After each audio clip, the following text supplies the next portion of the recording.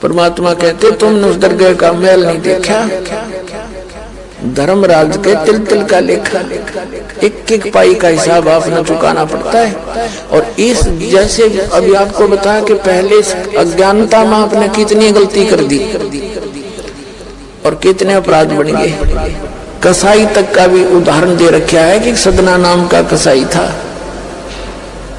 और वो भी अपने जॉब को छोड़ना नहीं चाहता था। कभी भूखा मर जाऊं मैं और क्या करूंगा, भगवान संतों का ज्ञान सुना पर संत से मिला सदना और प्रभावित हुआ, सारी बातों को स्वीकार किया, लेकिन रोजी रोटी फिर अड़ गया गए।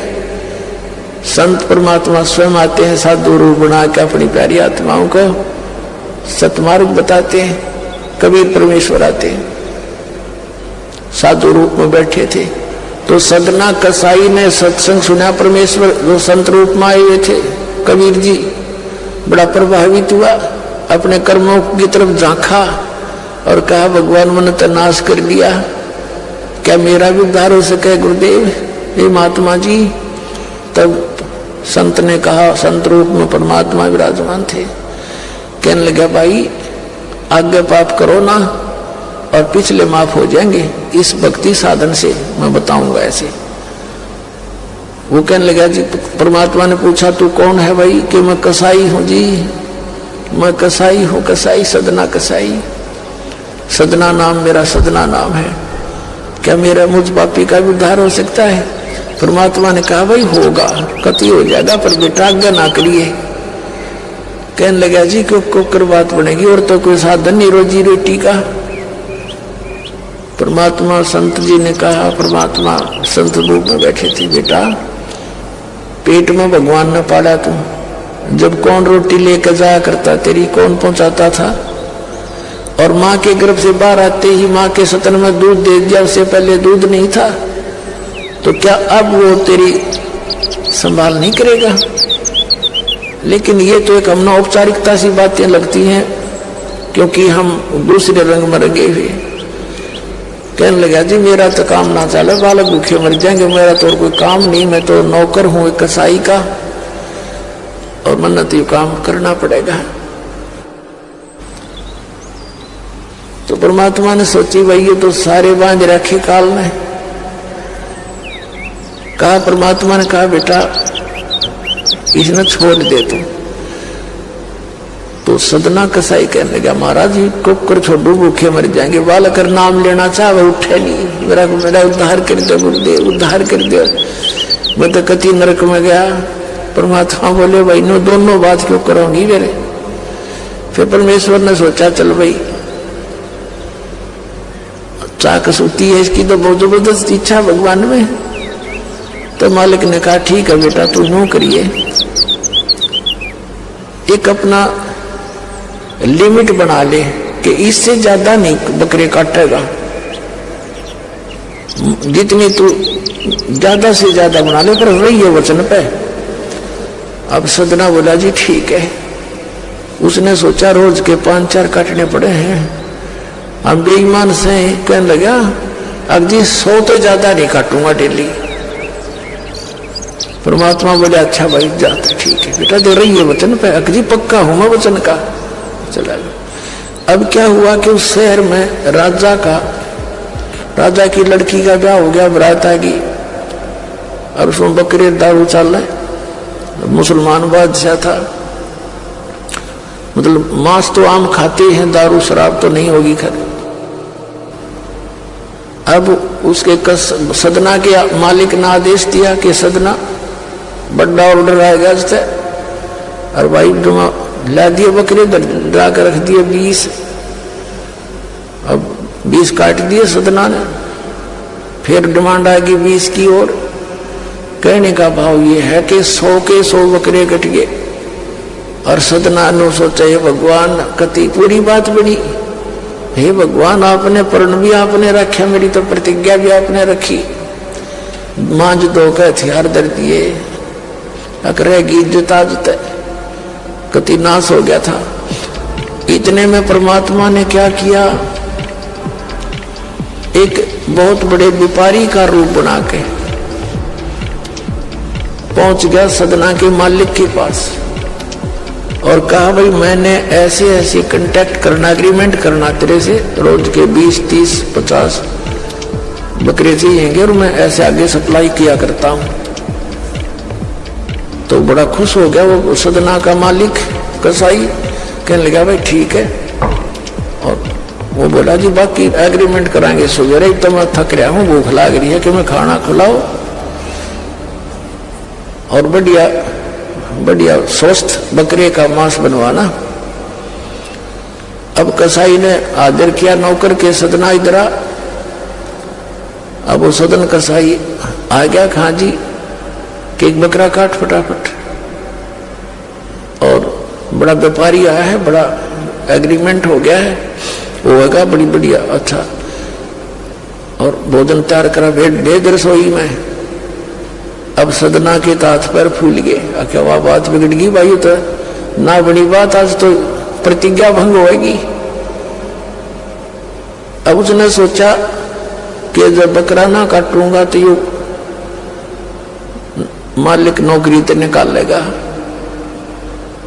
और जब बकरा काट दिया तो वचन भंग हो गया, मेरी तो बात बिगड़ गई दोनों तरफ से। तो उसने सोचा एक आदमी का भोजन बनेगा। तो उसने क्या सोचा कि बकरे के नले नले काट दूं अंडकोश, अब मेरा पर्ण भी रह जाएगा और भोजन भी बन जाएगा एक आदमी का। हथियार उठाया और बकरे के वो नले काटने चाहे, बकरा बुला दिया परमात्मा ने बोला सदना और देख भाई मर्यादा ना तोड़े, ना जाने कितनी बार तो तू बकरा बन लिया और मैं बना कसाई। और देखियो मैंने तेरे गल काटे हैं, तेरे को ऐसे नहीं काटा जैसे तू काटने जा रहा है। अब सारी रात तड़प कर मरूंगा मैं, तब भी फिर मैं ऐसे ही काटूंगा तेरे को, ये देख लेना। अब बकरा किस सदना किसके बकरे काटे था, हाथ मत कर छूट गई, कप्पा खड़ा खड़ा बकरा बोले ना काटे और बैठ कर रोए। मालिक ने बाट देखी, रसोई में आवाज लगाई, रसोई से संदेशा गया जी अभी तक आया नहीं, मटेरियल पदार्थ नहीं आया, बनाऊं के ऊपर। खुद मालिक गया, सदना से कहा कि सदना क्या करा तूने, काटा नहीं बकरा। मैं नहीं काटू मालिक, मैं नहीं काटू। उसने सोचा तो दुश्मन है, ये प्रसन्न नहीं है मेरे इस एग्रीमेंट से, ये काहे का नौकर है। अब ला तू नहीं काटे ना मैं काटू। उठा गुस्से में सदना के दोनों हाथ काट दिए उस कसाई मालिक ने, अरे एक मारी लात करते पैर काट दिया। अब जैसा भी ट्रीटमेंट वगैरह करा करू का, महीने 2 महीने रो पीट के उन्हें सोची क्या करूं भाई। उसने सोचा चल पड़ी यहां से।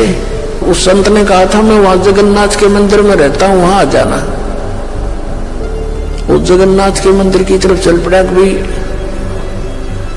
परमात्मा ने जब इतना चमत्कार दिखाया है, बकरा बोलिया इसे बुंडे काम ना मैं तो कदे भी ना करो, मरो से जीवा से भूखे मरे।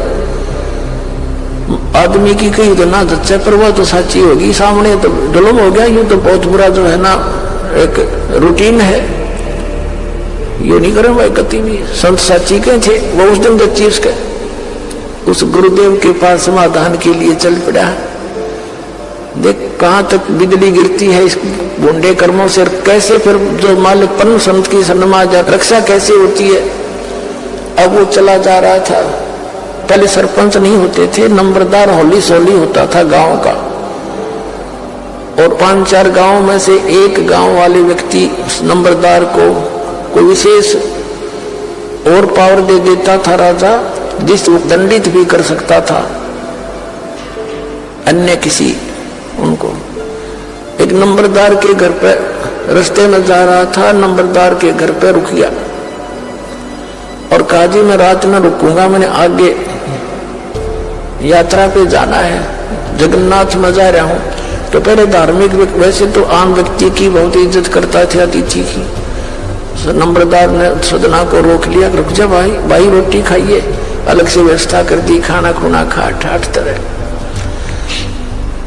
अब क्या हुआ कि उस नंबरदार की पत्नी जो थी वो बैड कैरेक्टर थी।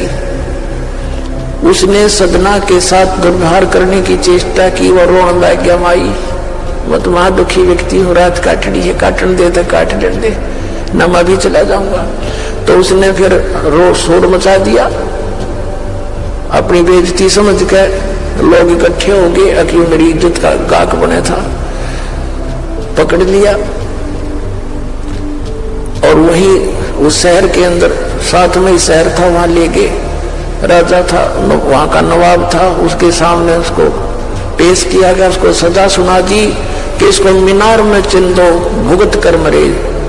इसको कितना नंबरदार ने इसको इज्जत से रखा, इसने धोखा किया, उसी के साथ पत्नी के साथ दुर्व्यवहार करने की चेष्टा की। और उसकी पत्नी ने गवाही दे दी, जी मेरे ऐसे ऐसे सतन पकड़ लिए इसने। अब मीनार के अंदर खड़ा करके मीनार चढ़वा दिया, बंद कर दिया। अकाब मर जाएगा चिल्ला चिल्ला के, रो पीट के। तब सदना ने अर्ज करी, है गुरुदेव मैं तो पापी आत्मा था, मुझे तो इससे बदतर मौत मार दो, लेकिन मुझे ये भगत कहे थे कि मंदिर में जाओ ढेड, इसे इसके गुरु होंगे, और ऐसा करता था ऐसा करता था। दाता आपके नाम पर बट्टा लग गया, तो मैं तो नीच था, तो इससे भी बुरी मौत मार देते। दाता इस भक्ति की इज्जत रखियो मेरे मालिक। इतना ही कहा था, वो सारा मीनार फट गया और ईंटें उन सरपंच के सिर में लगी। उसकी पत्नी के दोनों सतन कट कर वहीं गिर गए, खून चल पड़ा। और जिन्होंने ये संदेश सुनाया था, अन्याय का फैसला सुनाया था, उनके सिर में ईंट लगी दादा के। और देखा इतना आवाज हुई, आसपास सब भागे आए देखना, और सदना के दोनों हाथ पूरे हो गए, कटे हुए नहीं रहे। बोलो सतगुरुदेव।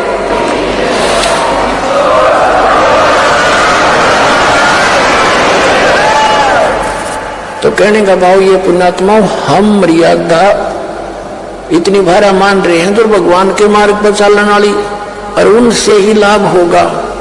भाई जो गुरु वचन पर डट गे, कट गे फंद 84 के, कट गे फंद 84 के, कट गे फंद 84 के। भाई जो गुरु वचन पे डट गे, कट गे फंद 84 के। वस्तु मिली ठोड़ की ठोड़, मिट गई मन पापी की दौड़। वस्तु मिली ठोड़ की ठोड़, मिट गई मन पापी की दौड़। भरम मिटे मथुरा काशी के, भरम मिटे मथुरा काशी के। भाई जो गुरु वचन पर डट गे, कट गे फंद 84 के। अब पुणात्माओं, सदना जैसे कसाई का उद्धार कर दिया उस परम पिता ने, तो आप का तो कहना है कि है जो इस मार्ग पर लग जाओ, तो वही मार्ग, वही परमात्मा और वही ज्ञान, वो समाधान आज इस दास को दे रखा है उस दाता ने। इसका लाभ उठाओ, औरों को भी समझाओ, सच से परिचित हो जाओ।